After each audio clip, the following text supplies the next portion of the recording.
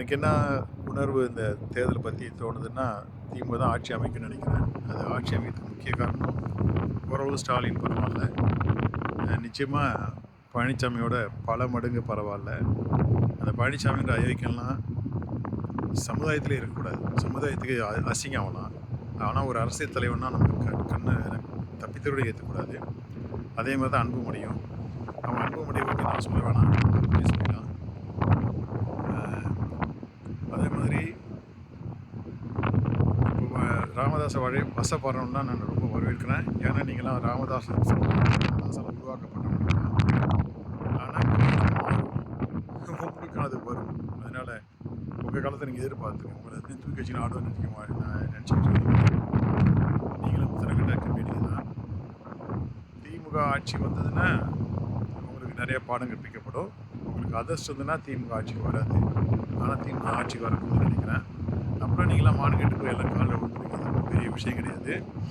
ஆனால் விஜய் தமிழகத்துக்காக வந்துட்டு அது 3% வரணும். சரி, அநேகமாக எதிர்கட்சி அவரு நான் நினைக்கிறேன்.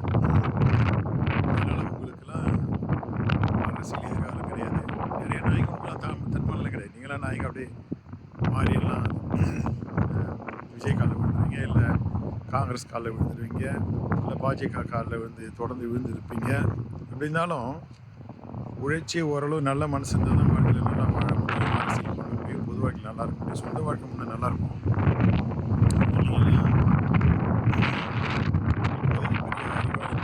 யோக்கியமெல்லாம் காட்டிக்காதீங்க.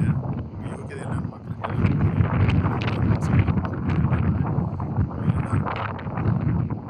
எந்த அளவுக்கு பொறுத்துன்றது எல்லா நாயங்களுக்கும் புரியும்னு நினைக்கிறேன்.